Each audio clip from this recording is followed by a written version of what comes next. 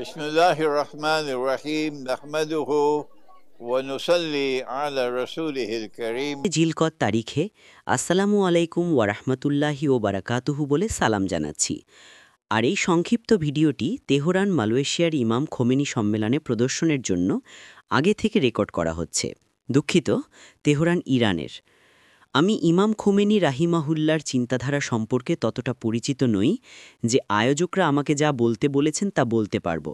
তবে আমি তার নেতৃত্বে সংগঠিত বিপ্লব সম্পর্কে বেশি পরিচিত, যা আমি বিশ্বাস করি 1979 সালে হয়েছিল, এবং আমি সেই বিপ্লব ইমাম খোমেনির বিপ্লব সম্পর্কে কথা বলতে পারি, যা ইরানে একটি শাসন পরিবর্তন এনেছিল এবং মুসলিম বিশ্বের উপর এর প্রভাব।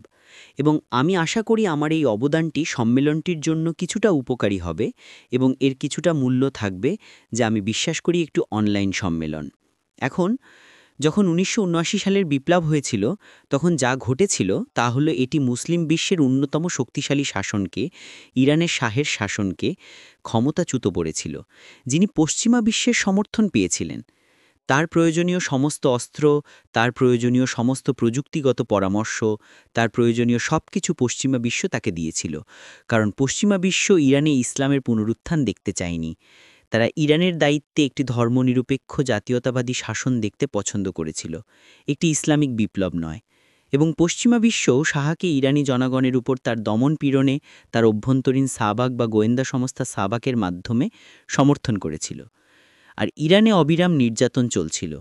আমি 1979 সালে জেনেভার গ্র্যাজুয়েট ইনস্টিটিউট অফ ইন্টারন্যাশনাল স্টাডিজে আন্তর্জাতিক সম্পর্ক বিষয়ে পিএইচডি করছিলাম, এবং একজন সিনিয়র পিএইচডি শিক্ষার্থী হিসেবে আমাকে জেনেভায় জাতিসংঘের ভবনের কাছাকাছি একটি কক্ষে একটি ডেস্ক বরাদ্দ করা হয়েছিল, এবং আমার সাথে একটি রুম ভাগ করে নেওয়া একজন ছিলেন যিনি ইরান থেকে এসেছিলেন এবং যিনি শাহের একজন সমালোচক ছিলেন।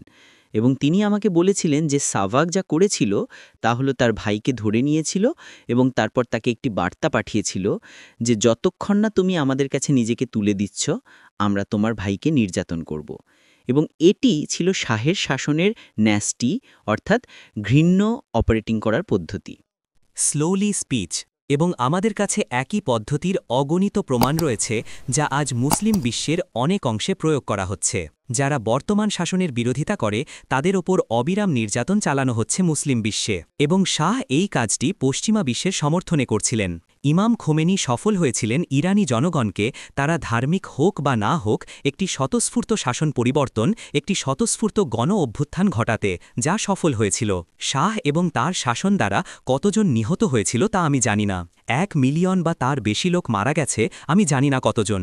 তবে গুরুত্বপূর্ণ বিষয় ছিল যে ইমাম খোমেনি পথ দেখিয়েছিলেন কিভাবে একটি নিপীড়ক শাসনকে ক্ষমতাচ্যুত করতে হয়, একটি জনপ্রিয় বিপ্লব দিয়ে, একটি জনপ্রিয় অভ্যুত্থান দিয়ে।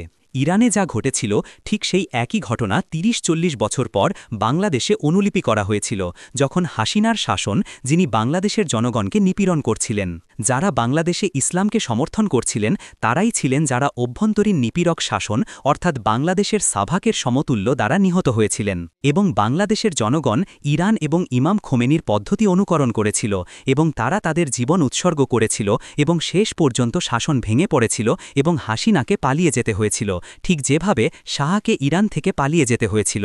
এবং তাই এখন আমাদের কাছে ইমাম খোমেনি এবং ইরানের ইসলামিক বিপ্লব থেকে একটি পদ্ধতি আছে যে কিভাবে নিপীড়ক শাসনকে ক্ষমতাচ্যুত করতে হয়। যখন আপনার জেনারেলরা ইয়াঙ্কি পুতুল কুকুর হয়, যারা একটি জাতিকে দমন করে এবং জনপ্রিয় রাজনৈতিক ব্যক্তি, রাজনৈতিক নেতাদের কারারুদ্ধ করে এবং তারা চিরতরে কারাগারে থাকে কারণ তারা শাসনের জন্য খুব বড় হুমকি। আপনারা জানেন আমি কার কথা বলছি, আমি পাকিস্তানের ইমরান খানের কথা বলছি।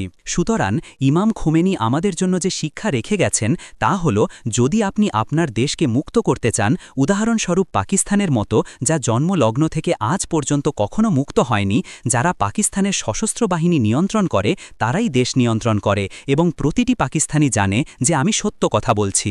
যদি আপনি আপনার দেশে স্বাধীনতা আনতে চান, যদি আপনি আপনার জনগণকে মুক্ত করতে চান, তাহলে আপনাকে একটি গণ অভ্যুত্থানে জড়িত হতে হবে, ঠিক যেমনটি ইমাম খোমেনি ইরানে এনেছিলেন, ঠিক যেমনটি বাংলাদেশ হাসিনার শাসনকে সরানোর জন্য ব্যবহার করেছিল।